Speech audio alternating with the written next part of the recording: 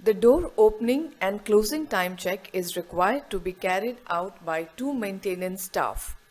Staff A should power on the system in following steps to energize all the EDCUs of the saloon doors. Turn the mask on key on. Bring the mode selector to standby position. Bring both pantographs to raise position.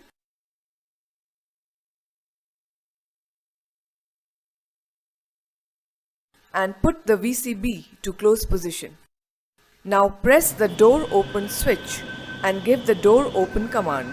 Staff B is required to stand in the saloon car and check the opening and closing time of the doors. The opening time should be 2 to 2.5 seconds.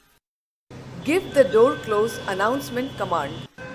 The closing time should be 2.5 to 3.5 seconds. Remember, ensure that the door opening and closing time of all saloon doors in DT and M cars are checked.